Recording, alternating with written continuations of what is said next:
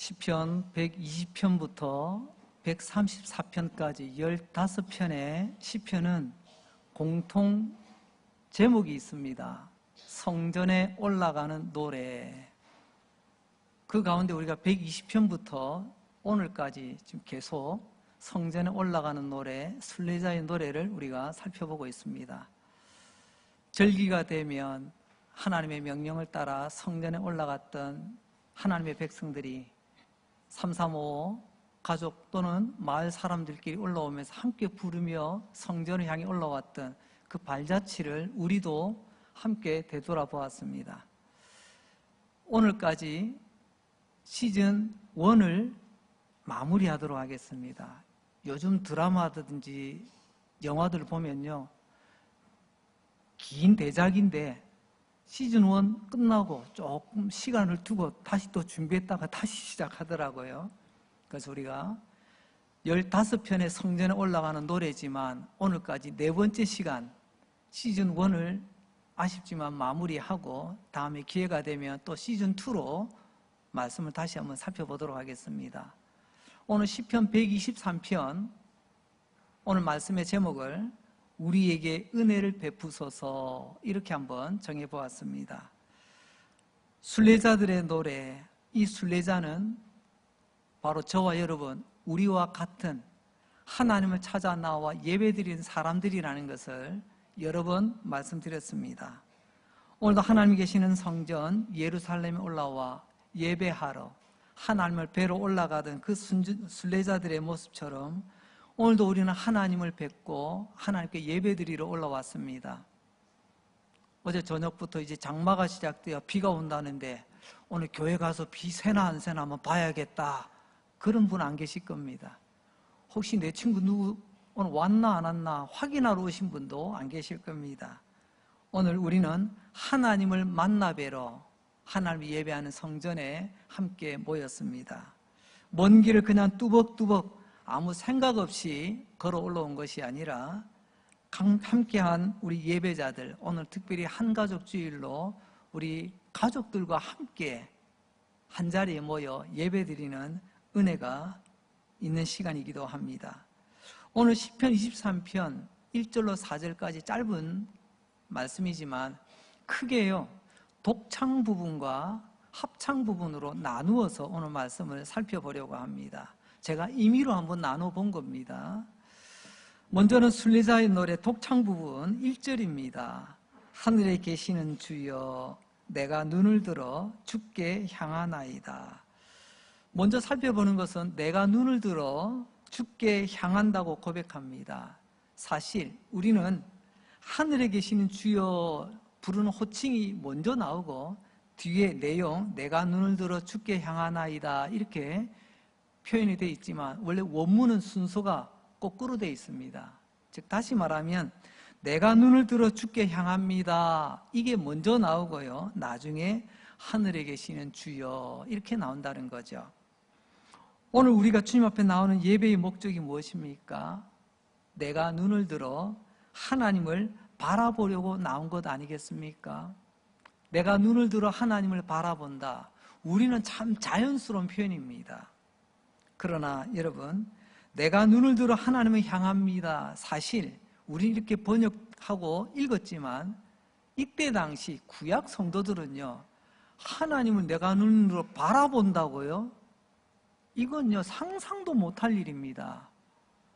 조금은 이해를 돕기 위해서 우리가 표현하자면, 우리가 사극 같은 데 보면 옛날에 왕이 다스리던 시대 말입니다. 왕이 나신다, 왕이 가신다, 왕이시다 외치면요 백성들이 어떻게 하죠? 그래? 우리 왕이 어떻게 생겼지? 그러면 고개를 빳빳이 들고 왕의 얼굴을 보려고 고개를 들지 않습니다. 아시죠? 다 땅에 납작 엎드려 왕이 지나가기를 기다립니다. 우리에게도 왕에 대한 경외심을 이렇게 표현하는데요, 구약시대 예배자들도요, 내가 눈을 들어 하나님을 본다고요? 우리는 너무 쉽게 이것을 이야기하지만 실제 그때 그들의 입장으로 돌아가면요, 이것은 표현할 수 없는 표현입니다. 감히 하나님을 어떻게 내가 본단 말이야, 이런 거죠. 왜냐하면 하나님은 영광이십니다. 하나님은 거룩이십니다. 근데 우리는 죄인이에요. 흠없고 티 많은 사람들입니다. 하나님의 영광, 하나님의 거룩하심 앞에 죄인된 우리가 선다? 이건요, 불 앞에 지푸라기와 같아요. 다 없어지는 겁니다. 죽는 거예요. 그래서 구약의 예배자들은 내가 눈을 들어 하나님을 봅니다, 이런 표현 하지 않습니다. 그런데 오늘 왜 이런 표현을 썼죠? 한번 생각해 봅시다. 구약에 보면 모세 이야기가 나와요. 모세가 하나님의 부르심을 받아서 참 이스라엘 백성들 이끌어가는 참 귀한 일을 하는데 사람들이 말을 안 듣네. 속상해요. 하나님이 등 떠밀어 내가 이 일은 하기는 하지만 사람들은 너무너무 말을 안 들어. 속이 상해서 기가 죽어 있는데, 어깨가 푹 꺼져 있는데 하나님께서 어느 날, 그래 모세 내가 좀 격려해 줘야 되겠다, 내가 모세 좀 기 좀 살려줘야 되겠다, 뭐 그런 하나님 마음으로 모세야 산에 올라오너라. 그 말은 곧 하나님의 거룩한 산에서 이 모세를 만나시겠다는 거죠. 그래서 모세는 하나님의 말씀대로 그 산에 올라갑니다. 어느 순간 하나님의 영광이, 하나님의 거룩함이 느껴집니다. 그때 모세는 바짝 엎드립니다. 마치 왕의 행차에 백성들이 납작 엎드리듯이 말입니다. 하지만 하나님께서는요, 엎드린 모세 곁을 지나가십니다. 모세가 눈을 들어 본 것은 아니지만 그러나 충분히 하나님의 영광, 하나님의 거룩하심을 느낄 수는 있었습니다. 왜 그랬을까요? 모세도 알아요. 내가 하나님을 바라보는 순간 나는 죽는다, 없어진다. 그래서 하나님의 영광, 거룩하심을 느끼는 순간 본능적으로 엎드릴 수밖에 없었을 때 하나님은 걱정 마라, 너 안 죽어. 그래서 하나님께서 그의 곁을 지나시는데, 성경은 모세의 하나님과의 경험을, 하나님의 뒷모습을 보았다, 이렇게 표현합니다. 하나님의 정면을 보지 못하고 뒷면을 보았다고 이렇게 은유적으로 표현을 합니다. 그건 뭘까요? 영광의 하나님께서 모세를 만나 주어 모세가 하나님을 경험했는데 죽지 않고 살아나는 은혜, 그리고 하나님이 언제나 너 등 뒤에서 든든히 함께 하신다는 것을 약속해 주며 모세가 힘이 나도록 다시 한 번 더 백성들을 향해서 나아가 맡긴 사명 끝까지 감당하도록 하는 하나님의 배려 아니시겠습니까? 구약시대에 이런 믿음의 가장 우등생들 뽑으라고 한다면 말입니다. 아브라함, 모세, 아마 엘리야, 이런 사람들을 뽑을 수 있을 겁니다. 흔히 말해서 전교에서 1, 2, 3등 안에 드는 사람 하면 아브라함, 모세, 엘리야, 다윗도 들어갈 수도 있겠죠. 하지만 그 가운데 한 사람이었던 모세가 하나님의 뒷모습을 보고 하나님의 영광, 거룩함을 느끼고 그는요, 기뻐했던 것이 아니라 두려웠어요. 이대로 죽는가? 나 이제 끝장인가? 하나님의 영광을 보는 순간 아무도 살아날 수 없다는 말. 자, 그렇다면 다시 한번 봅시다. 내가 눈을 들어 하나님을 봅니다, 이 표현은요, 이게 좋은 신앙 고백, 지금 우리는 이렇게 표현할 수 있겠지만 이때 당시로서는 굉장히 위험천만한 이야기입니다. 그래서 구약 성도들은 하나님을 바라봅니다 라는 표현을 조금 돌려서 우회적으로 표현을 합니다. 시편 134편 2절 말씀을 한번 볼까요? 성소를 향하여 손을 들고 여호와를 송축하라. 아니, 하나님 바라보고 손 들고 송축하라면 되잖아요. 그런데 왜 성소를 향하여 라고 말했을까요? 성소는 성전의 제일 안쪽, 하나님께서 만나시기로, 하나님이 거기 계신다는 상징적인 장소이기도 합니다. 그러니까 하나님을 바라본다는 표현을 직접적으로 표현을 못하니 하나님이 계신 저 성소를 향하여 우리의 손을 펼치고 하나님께로 나아가자, 그런 내용이죠. 이런 표현은 성경에 여러 군데 나옵니다. 성소를 향하여, 때로는 성전을 향하여. 오늘 우리 시편 123편 성전에 올라가는 노래 아닙니까? 이 말은 곧 예배 땅을 말하는 게 아닙니다. 더 나아가서 진짜는 하나님 앞에 나아가는 모습이에요. 우리가 하나님 앞으로 나아가자라는 것이죠. 순례자들은 그렇기 때문에 오늘 이 표현이 보통 표현이 아니라는 것을 잘 알고 있습니다. 내가 내 눈을 들어 주님을 바라본다. 우리 흔히 하는 말로 간이 커도 이렇게 클 수가 있겠습니까? 하지만 그들은 이 고백 가운데서 저들은 이것을 이야기하였습니다. 하나님을 바라보면 죽는 건 맞는데 왜 이렇게까지 그럼에도 불구하고 고백을 했을까요? 우리 흔히 이런 말 있죠. 이래 주구나 저래 주구나, 하나님 바라보고 주구나, 내가 이렇게 힘들게 어렵게 고통 가운데 죽으나 어차피 죽을 거 하나님 한번 보고 죽자, 뭐 이런 마음도 혹 있지 않았을까, 나름 믿음의 상상을 한번 펼쳐보기도 합니다. 이런 내용을 우리는요 간절함이라고 합니다. 하나님 향해서요, 뭐 하나님 만나주면 좋고 아니면 말고, 우리 흔히 하는 말 찔러보고 아니면 말고, 이런 일에는 절대로 역사가 일어나지 않습니다. 하나님 향하는 간절함이 있을 때 하나님은요 믿음의 역사를 우리에게 허락하십니다. 성경에 보면 이런 일들이 참 많이 있죠. 간절함. 예수님께 내 친구가 앞에 가서 예수님의 능력으로 고침받았으면 좋겠는데, 아이고, 찾아가 보는 게 예수님 주변에 사람들이 얼마나 많은지 뚫고 나갈 수가 없네. 그래서 어떻게 했습니까? 사람들 인파를 뚫지 못해서요 지붕을 뚫어서 줄을 달아서 그 친구를 예수님 앞에 내려보내던 내 친구의 이야기가 나옵니다. 그들의 간절함, 주님은요 그 믿음을 보시고 친구를 고쳐주시죠. 또 한 번은 예수님께서 길을 가시는데 수많은 사람이 에워싸이는데 한 여자가 와서 예수님 옷을 붙드는 거예요. 예수님께서 나중에 대화 속에서 개 취급을 합니다. 그런데 이 여인은요, 내 딸 살릴 수만 있다면 내가 개 취급을 당해도 괜찮습니다. 그래서 끝까지 예수님 앞에서 떠나지 않았던 한 어머니의 간절함이 그 딸을 고치는 믿음이 되었지 않습니까? 오늘 우리가 주님 앞에 나아갈 때, 이런 간절함을 가지고 나아갈 때, 이런 간절함으로 성전에 올라 하나님 앞에 나아가 하나님을 뵙기를 원한다면 하나님이 얼마나 기뻐하시겠습니까? 오늘 우리 예배가 하나님 그렇게 기뻐하시는 간절함이 묻어나는 예배가 될 수 있기를 바랍니다. 또한 두 번째로는요, 그 주님은 하늘에 계신 분이다 라고 표현을 하고 있습니다. 하늘에 계신 그분, 내가 눈을 들어 주님을 바라보는데 내가 바라보는 그 주님은 하늘에 계십니다. 여러분, 왜 하필이면 하늘에 계실까요? 신약, 구약, 성경을 통틀어서 하나님을 표현할 때 가장 무난한 표현이요, 하늘에 계신 하나님이십니다. 하나님은 하늘에 계신다. 이게 가장 기본적인 신앙 고백이기도 합니다.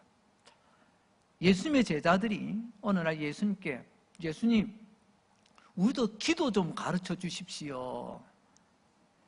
이 말씀 속에서 여러분, 기도도 배워야 된다는 겁니다. 여러분, 기도 내가 하고 싶은 대로 막 늘어놓는 게 기도가 아니고요, 기도도 제대로 배우셔야 됩니다. 그래서 예수님께서 기도의 가장 모범 답안지, 가장 기본 틀을, 샘플을 우리에게 가르쳐 주시는데 우리는 그것을 주기도라 그렇게 부르죠. 예수님께서 우리에게 가르쳐 주신 가장 이상적인 기도 첫 시작을 어떻게 하죠? 하늘에 계신 우리 아버지요, 이렇게 기도하라고 말씀해 주셨습니다. 보세요. 첫째, 하늘에 계신 하나님, 그 하나님을 찾으라는 것입니다. 근데 더 놀라운 것은요, 하늘에 계신 그 하나님이 우리 아버지라고 고백하라는 것입니다. 우리가 가끔 기도할 때 하나님, 주여, 이렇게 우리 하나님을 부릅니다. 괜찮습니다. 하지만 오늘 예수님께 가르쳐준 그 기도를 다시 한번 기억하면서 여러분, 우리도 예수님 가르쳐준 대로 한번 기도했으면 좋겠어요. 하나님 하고 끝내지 마시고요. 주여 하고 끝내지 마시고요. 하늘에 계신 하나님 아버지, 한 좀 더 줄이면 하나님 아버지라고 고백하시며 나아가시길 바랍니다. 막연히 신의 이름을 함부로 부를 수 없어서 그냥 하나님 이렇게 부르는 것이 아니라 그 하나님은 나의 아버지시라고, 오죽했으면 예수님께서 기도할 때 그렇게 하라고 가르쳐 주셨겠습니까? 과거에도 하늘에 계셨습니다. 지금도 하늘에 계십니다. 그리고 앞으로도 언제나 우리와 함께 하실 것입니다. 그 하나님을 우리가 찾으며 그분을 아버지라 부르는 이 기도, 오늘 이 순례자는 하늘에 계신 하나님께 눈을 들어 내가 바라본다고 고백을 하고 있습니다. 여기에서 하늘에 계시다라는 말은요, 세 가지를 염두에 두고 있는 것 같습니다. 하나님은 우리와 차원이 다릅니다. 하나님은 초월에 계신 분이십니다. 또 하나님은 전능하신 분이십니다. 또 하나님은요, 모든 만물을 다스리시는, 통치하시는 분이십니다. 초월에 계시고 전능하시고 통치하시는 하나님, 이런 의미를 담아 아마 하늘에 계신 이런 의미를 담아서 표현하고 있는 것 같습니다. 자, 이렇게 하면서 우리는 그 하늘에 계신 하나님을 어떻게 해요? 아버지라고 부르게 되었다라는 것을 기억하며 이제 1절에 독창을 끝내고 이제 2절부터 이어지는 합창의 내용을 살펴보도록 하겠습니다. 이제 순례자들이 노래합니다. 함께 올라가던 다른 순례자들이 화답을 하는 것 같습니다. 2절 합창입니다. 아니 목사님, 저는 아무리 봐도 이게 독창인지 합창인지 모르겠는데요, 왜 목사님 1절은 독창이라고 하고 2절부터는 합창이라고 합니까? 그 이유가 뭡니까? 아마 이렇게 궁금해하시는 분이 계실지도 모르겠습니다. 여러분, 독창은요 1인칭 시점으로 내가 부르는 겁니다. 그래서 내용을 보면요, 내가, 나에게, 나를, 항상 나가 드러나는 것입니다. 그래서 1절을 보세요. 내가 눈을 들어 하나님 바라봅니다. 1인칭 시점으로 고백을 하고 있잖아요. 근데 2절부터 보세요. 이제 내가가 아닙니다. 1인칭 시점이 아니고요. 이제 우리는요, 복수예요. 우리가. 그래서 저는 선을 한번 그어본 겁니다. 1절은 독창이라고 보고 2절부터는 우리가 함께 부르는 거니까 합창이라고 보자. 아마 틀리지 않았으리라 생각이 되어집니다. 1절은 내 눈으로 주님을 바라보는데요, 2절부터는요 우리가 마음으로 주님 앞에 나아간다고 합니다. 2절 말씀, 상전의 손을 바라보는 종들의 눈같이, 여주인의 손을 바라보는 여종의 눈같이 우리의 눈, 우리라고 하잖아요, 그죠? 우리의 눈이 여호와 우리 하나님을 바라보며 우리에게 은혜 베풀어 주시기를 기다리나이다. 자연스럽게 이것은 합창, 순례길 올라가던 사람 가운데 누군가 선창을 하면 나머지 사람들이 함께 또 후창, 또 화답을 하는 그런 합창이구나라는 것을 느낄 수가 있게 되죠. 여기서 우리는 첫 번째로 성전에 계시는 하나님을 우리가 바라본다라고 표현하고 있습니다. 여러분, 예배 시간은요 앉아 있는 게 아닙니다. 우리는 또 이렇게 딱 장의자 만들어져 있기 때문에 또 몸은 현실적으로 앉아 있죠. 하지만 앉아 있지만 지금 우리는요 앉아 있지만 하나님을 바라보는 시간입니다. 아이고, 오늘 그 예배당에 가서 의자에 한번 앉아서 에어컨 바람 시원하게 좀 쬐다 와야지, 그런 마음으로 오신 분 아무도 안 계실 겁니다. 예배당에 들어오셔서 의자에 앉았지만 우리는 믿음의 눈으로 하나님을 바라보는 그런 중심으로 지금 예배를 드리고 있지 않습니까?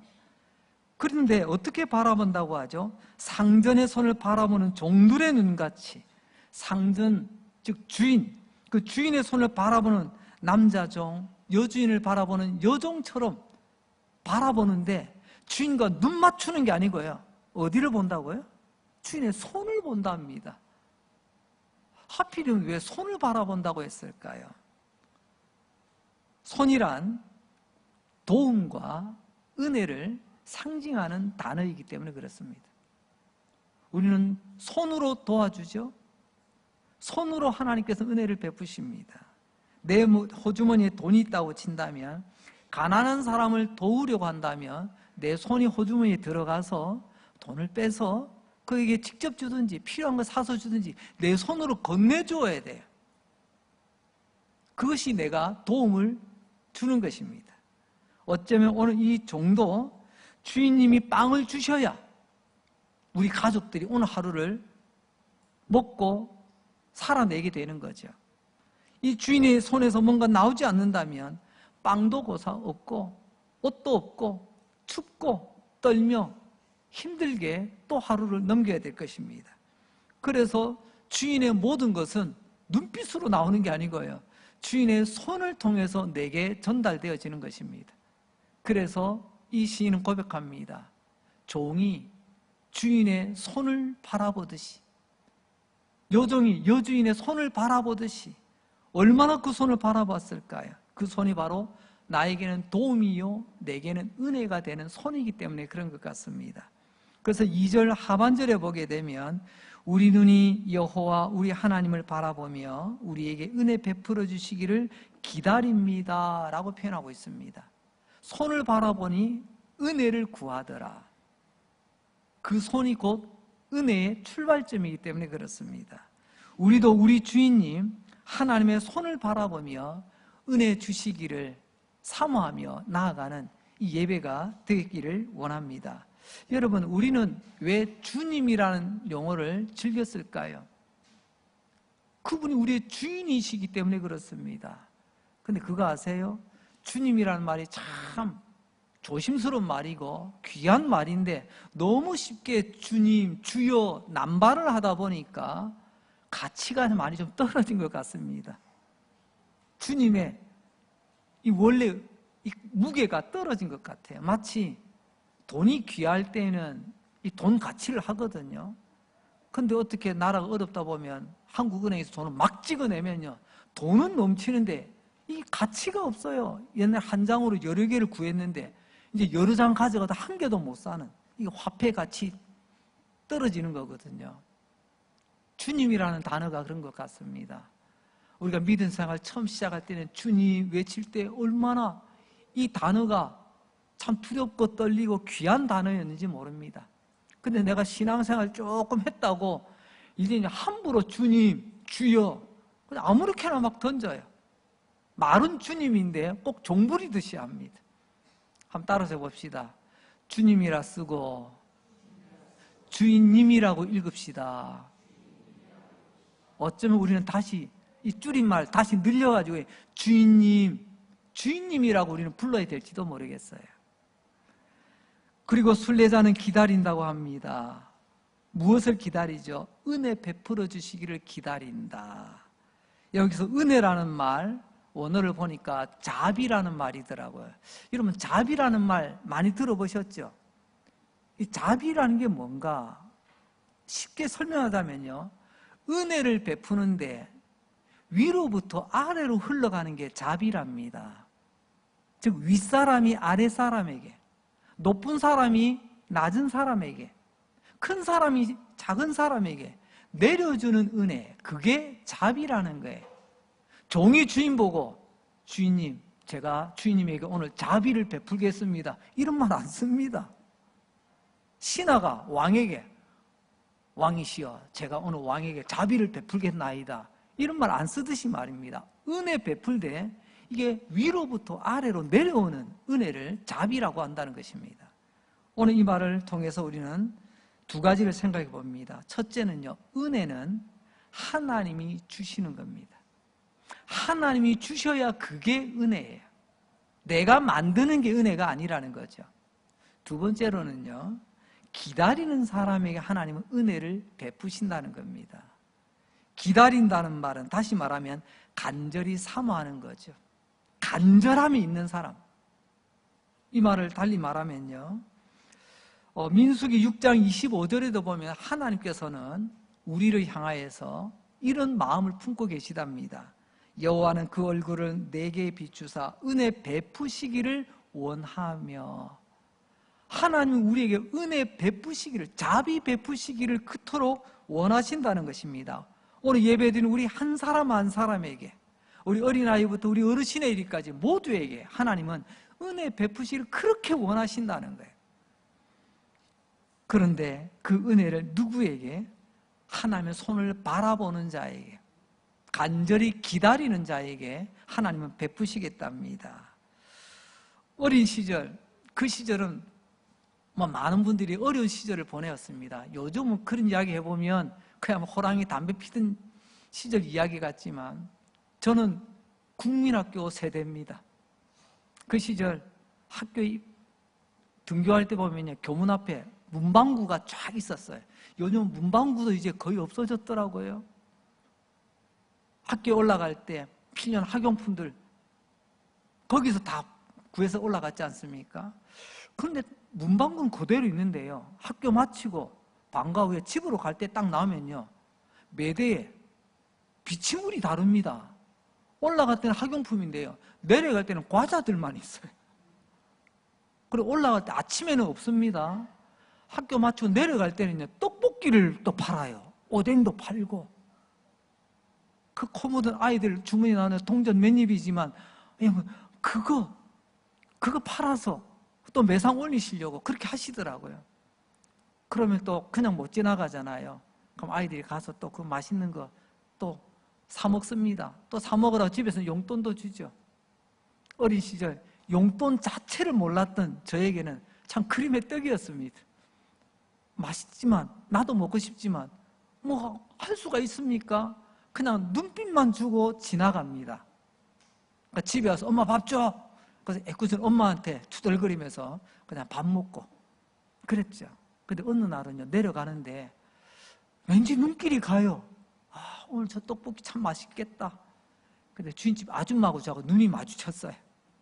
근데 그 아주머니가 좀 정이 많으셔서 그런지 오죽했으면 제가 얼마나 먹고 싶을까. 너 이리 와. 너 항상 보면 고개 돌리고 가더라. 오늘 여기 떡볶이 하나 먹고 가. 오뎅도 하나 먹고 가. 그러면서 그냥 주시는 거예요. 얼마나 맛있던지요. 그래서 그 다음에요, 없는 용돈이면 생기면요, 그 많은 문방구 중에서 제가 어디를 갔을까요? 그 아줌마, 그 집에만 갔어요. 야, 이 고객 관리를 잘 하시는 분 같았어요. 여러분, 떡볶이 파는 아줌마도 여러분 딱 보면 압니다. 아, 제가 먹고 싶지만 돈이 없어서 못 사 먹는구나. 그 정도 눈치는 있듯이 우리 하늘 아버지께서요, 우리 형편 딱 보면 압니다. 무엇이 필요한지, 우리가 어떤 은혜가 필요한지 우리 하나님 잘 아신다는 것입니다. 그 하나님께서 우리에게 은혜 베푸시기를 그렇게 원하신다는 거죠. 이 순례자가 주님 바라보며 그 하나님의 은혜 베풀어 주시기를 기다리며 나아가며 불렀던 노래, 그게 오늘 시편 123편입니다. 그래서 오늘 말씀의 제목, 주제이기도 하죠. 우리에게 은혜를 베푸소서. 다시 시편 123편 3절로 갑니다. 여호와여, 우리에게 은혜를 베푸시고 또 은혜를 베풀어 주소서. 다른 말로 하면 은혜에 은혜를 부어 주소서, 이런 표현 아니겠습니까? 한마디로 말하면 하나님, 나는 하나님의 은혜 아니면 못 살아요. 하나님 은혜 아니면 나는 아무것도 아닙니다. 여러분, 은혜를 간절히 구한다는 말 한 번만 더 뒤집어서 생각해 보세요. 무슨 말일까요? 하나님, 난 너무 지금 힘들어요. 난 너무너무 지금 괴로워요. 지금 나는 너무 눈물이 마르지 않습니다. 누구도 나를 도와줄 수 없지만 하나님만이, 하나님의 은혜만이 나를 도우실 수 있습니다.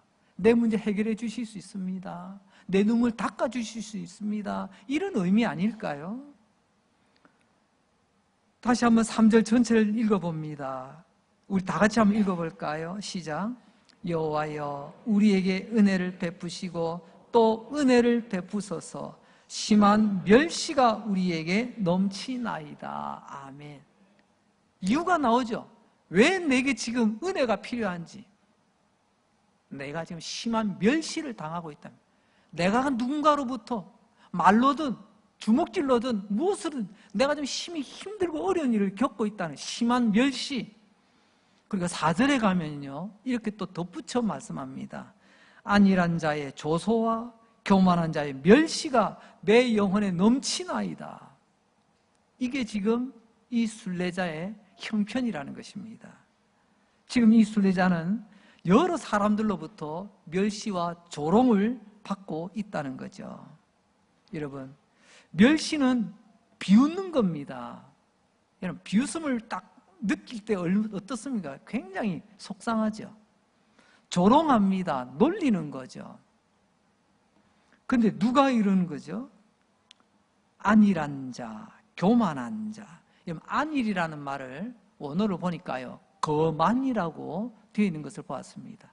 뒤에는 보니까 교만이 나오네요. 아마 여러 사람 가운데 대표만 2개를 뽑았겠지만요, 여러 많은 사람들인데 제가 종종 그런 말씀을 드립니다. 여러분, 이 친구들은요 따로 안 다닙니다. 옛날 학교 다닐 때 보면 불량한 친구들 보면요 혼자 안 다니더라고요. 꼭 끼리끼리 뭉쳐가지고요 그렇게 새를 과시하더라고요. 흔히 말하는 불량배들처럼 말입니다. 혼자서는 힘이 없는데, 혼자서는 별것 아닌데 꼭 이렇게 뭉쳐가지고 자기들이 막 힘 있는 것처럼. 교만도 삼총사가 있습니다. 교만, 또 뭐가 있죠? 거만, 또 뭐가 있죠? 오만. 이 만자, 이 공통점이 있다. 제가 교만이 뭘까 생각해, 교만 주로 보니까 많이 배운 사람이 교만하더라고요. 나 똑똑해, 나 너보다 잘났어, 너보다 똑똑해, 나 가방끈 길어, 뭐 이런 사람들이 주로 교만의 병에 빠집니다. 두 번째는요, 거만한 사람이 있습니다. 어떤 사람일까요? 나는 너보다 부자야, 나 너보다 많이 벌어. 그래서 없는 사람, 작은 사람 막 기죽이는 거 있죠. 오만한 사람은 뭘까요? 나 잘났어, 나 너보다 잘났다. 많이 배운 사람, 많이 가진 사람, 잘난 콧대 높은 사람. 이게 교만, 겸한, 오만, 삼총사입니다. 오늘 이 순례자를 보세요. 주변에 이런 사람들이 나를 너무 힘들게 한다는 거예요. 나를 너무 괴롭게 한다는 겁니다. 사실 그렇지 않습니까? 관계 속에 제일 힘들 때가 언제예요? 내가 힘 있고 능력이 있는데 그 사람 확 누르면 좋겠는데 그게 안 될 때, 그럴 힘이 없을 때, 내가 배운 게 짧아서 말로 안 돼. 내가 가진 게 없어가지고 어떻게 그 사람을 할 수가 없어. 내가 봐도 저 사람은 내가 잘난 게 없어. 그러면 속만 상하는 거예요. 그때 이 성도 어떡합니까? 나는 하나님 앞에 반듯하게 하나님만 바라보며 잘 살면 되는 줄 알았는데 세상은 나를 가만두려 하지 않네요. 이걸 우리는 이런 마음 아프지만 성도의 숙명이라고 한번 불러보고 싶습니다. 나는 아무리 가만히 있고 싶어도, 나는 아무리 바르게 살고 싶어도 주변에서 나를 가만두려 하지 않네. 그래서 예수님은 우리에게 이렇게 말씀하십니다. 마태복음 5장 11절입니다. 나로 말미암아 너희를 욕하고 박해하고 거짓으로 너희를 거슬러 모든 악한 말을 할 때에는, 오늘 이 시편 성도 보세요. 조롱과 멸시, 얼마나 험한 일들을 많이 겪었을까요? 이러는 사람은 너희에게 복이 있다. 하나님께서 하늘의 복으로 갚아주시겠다고 말씀하십니다. 이게 성도의 숙명, 그리스도인의 숙명입니다. 때로는요, 바로 저의 숙명이기도 합니다. 무슨 말이냐고요? 목사의 숙명이기도 합니다. 목사이기 때문에 하나님께서 바르게 말씀을 전하고 바르게 교회를 세우고 바른 성도가 되기 위해서 지도를 해도 때로는요 억한 소리 많이 듣습니다. 험한 소리 많이 듣습니다. 때로는 전화통에서 육두문자가 날라오기도 하더라고요. 근데 어떡하겠어요? 제가 목사가 아니라면 그런 일이 없겠지만 목사로서 그 일을 감당하기 위해서는요 제가 필연적으로 감당해야 될 목사의 숙명이라고 저는 생각합니다. 오늘 주님의 말씀대로 내가 이런 말, 이런 험한 꼴을 당해도 오히려 그게 나에게는요 마이너스가 아니라 하나님 뭐라고 하십니까? 모든 악한 말을 할 때 너희에게 복이 있으리라. 저는 하나님의 천국 통장에 하나님 약속의 복이 착착 쌓이고 있는 줄로 믿습니다. 성도 여러분, 오늘 주님의 약속 믿으세요. 주님께서 우리에게 말씀하신 대로 때로는 주변에 누군가가 나에게 험하고 나를 속상하게 힘들게 해도요, 주님은 다 알아보십니다. 주님께서 다 갚아주십니다. 다시 본문으로 돌아갑니다. 오늘 순례자는 너무 힘들고 어려운 삶을 살고 있다는 것을 알게 됩니다. 복이 아니라 비웃는 소리, 조롱하는 소리, 멸시하는 소리가 넘쳐나고 있는데, 넘쳐난다는 것은요, 우리 다른 말로 하자면요, 잔뜩 먹었다는 것입니다. 우리 그런 말 있잖아요. 욕 배부르게 먹었어요. 정말 이 성도는요, 욕을 배부르게 얻어먹은 것 같습니다. 건축하시는 분들 이런 표현이 있더라고요. 피로가 누적되면 결국에는 부러지거나 무너진다. 뭐 기계도 그렇고 건물도 그렇잖아요. 뭐 예전에 우리가 뭐 다리, 물론 부실 공사하는 측면도 있겠지만 부실 공사하는 게 뭡니까? 피로가 이 도로 무거운 차들이 지나고 많은 차량이 지나갈 때 그 무게로 인한 피로를 오래도록 견뎌야 되는데, 오래 견딜 수 없는 부실한 자재, 부실하게 지어가지고 쉽게 무너지는 것 아니겠습니까? 건물도 붕괴되는 것, 건축물이 받는 그 무게의 피로를 견디지 못해서 금이 가고 나중에 무너지는 것 아니겠습니까? 빌딩만 그럴까요? 철근만 그럴까요? 아니죠. 이 피로 누적, 피로 파괴는 우리 신앙생활에도 있습니다. 아내, 남편, 부모, 자녀, 나름 서로 힘들고 어려운 일들인데 잘 견디고 버텨냅니다. 하지만 버티다가 딱 부러지는 순간이 찾아옵니다. 그렇게 되기 전에 서로 사랑하고 서로 붙들어주고 서로 아껴주고 위로하고 든든히 세워져야 되는데, 그 피로 절정에 올랐을 때는 부러지면 해결책이 없는 거예요. 어쩌면 이 순례자 지금 피로가 누적되어 파괴되기 직전입니다. 끊어지기 직전, 무너지기 직전입니다. 그때 이 성도, 나를 향한 조롱과 비웃음 소리가 내가 지금 너무 많이 듣다 보니까 배가 불렀습니다. 제가 욕 많이 처먹었습니다. 이런 노래예요. 그때 여러분 이런 말을 기억해 보십시오. 여러분, 그래도 호랑이다 라는 말 혹시 아십니까? 호랑이가 늙어 힘이 없어 이제 죽어갑니다. 호랑이가 힘없어 늙어 죽어갈 때는 힘이 없기 때문에 호랑이가 죽을 때 깨갱 이렇게 죽는 호랑이는 아무것도 없습니다. 여러분, 그래도 호랑이입니다. 힘없고 늙었지만 호랑이는 죽을 때요, 어흥 하고 죽는다는 말입니다. 그래도 호랑이입니다. 그래도 우리는 그리스도인입니다. 그래도 우리는 하나님의 자녀입니다. 우리가 힘들고 어렵다고 여러분 어흥해야 될 사람이 깨갱 이래서 되겠습니까? 여러분, 우리도 피곤한 인생을 살아가지만, 그러나 오늘 우리는 어떻게 해야 됩니까? 오늘 이 순례자의 노래가 답인 줄로 믿습니다. 눈을 들어 주님을 바라보는 것입니다. 주님 오른손에 있는 우리를 향하여 주시려고 준비한 주님의 도움, 주님의 은혜를 사모하며 바라보는 것입니다. 이 순례자가 내가 하나님 믿고 예배당에 갔더니 아무 문제 없습디다 이러면 그게 아니잖아요. 내가 한 번만 더 이상한 소리 듣고 한 번만 더 이런 일 겪으면 나 이제 더 이상 못 버텨요, 이제 끝날 것 같지만, 그러나 오늘 주님 바라보고 은혜를 구하는 자, 그에게는 소망이 있는 줄로 믿습니다. 다시 말하면 여러분, 예수님 말고는 답이 있습니까? 은혜 말고 답이 있나요? 오늘 남종과 여종이 주인님의 손길을 간절히 바라보듯이 오늘 우리도 믿음의 눈을 들어 하나님을 바라보아야 되지 않겠습니까? 그 하나님께서는 은혜를 베푸실 뿐만 아니라 심지어 이렇게 하십니다. 이사야서 53장 3절 말씀, 그는 멸시를 받아 사람들에게 버림받았으며 간고를 많이 겪었으며 질고를 아는 자라 마치 사람들이 그에게서 얼굴을 가리는 것 같이 멸시를 당하였고 우리도 그를 귀히 여기지 아니하였도다.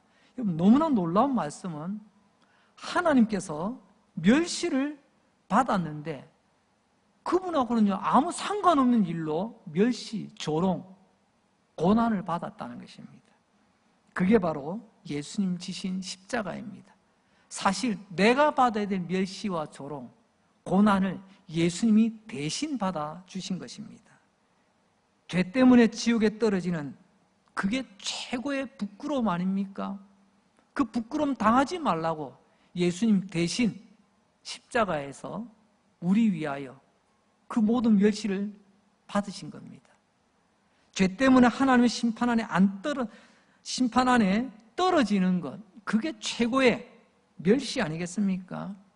하나님 심판 가운데 지옥에 떨어지지 않도록 우리 예수님께서 우리의 모든 죄짐 지시고 십자가에 피 흘려 죽어주신 것, 이제 그 예수님 우리가 다시 한번 바라보면서 나 때문에 조롱과 멸시 받으신 분이 주님께서 손 내밀어 나를 건져주심을 믿고 오늘 이 순례자처럼 노래하며 우리 앞으로 한 걸음 한 걸음 나아갔으면 좋겠습니다. 그 예수님 지금 우리와 함께 하시고 우리 예배를 받으시고 우리를 멸시 가운데서 주님께서 대신 감당하시고 언제나 우리의 예배를 통하여서 영광 받으신 하나님, 우리도 이 순례자처럼 이 귀한 고백을 함께 부르며 하나님 앞에 나와 예배 드리고 예배 가운데 도움과 은혜를 받고 다시 한번 사모하는 자에게 주셨던 그 하나님의 놀라운 은혜를 경험하시는 우리의 예배가 되었으면 좋겠습니다. 시편 25편 3절 마지막으로 읽으며 마무리하겠습니다. 주를 바라는 자들은 수치를 당하지 아니하리라. 주님 바라보시면 수치를 당하지 않습니다. 오히려 우리를 조롱하며 멸시하던 자들이 수치를 당하게 될 것입니다. 저와 여러분, 이 땅에서 살아남은 모든 예배 시간에 이런 기적 같은 은혜들이 날마다 일어나기를 주님의 이름으로 축복합니다. 기도합니다. 하나님 아버지 감사합니다. 오늘도 예배하게 하시고 오늘 시편 123편 믿음의 주인공 순례자처럼 우리 강릉 제1기의 모든 믿음의 사람들이 오늘도 예배의 순례자 되어 우리 어린아이로부터 우리 어르신이까지 온 가족이 함께 주님 앞에 나와 예배드리고 말씀을 들었습니다. 이제 우리는 어떤 예배자가 되어야 될지 깨닫게 해주시니 감사합니다. 내 눈을 들어 어디를 봐야 되는지, 하나님 나의 피로 한계점까지 와 있는 내 모습 불쌍히 여기시고 주의 손 내밀어 도와주시옵소서.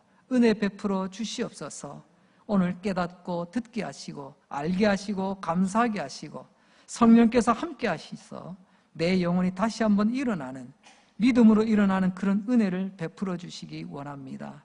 하나님 아버지, 우리 가운데 병든 자를 치료해 주시고 묶인 자 풀어 주시고 우리를 사로잡은 어둠의 세력들 우리 주님의 이름으로 다 물려주시기를 원하며 예수님의 이름으로 감사하며 기도합니다. 아멘.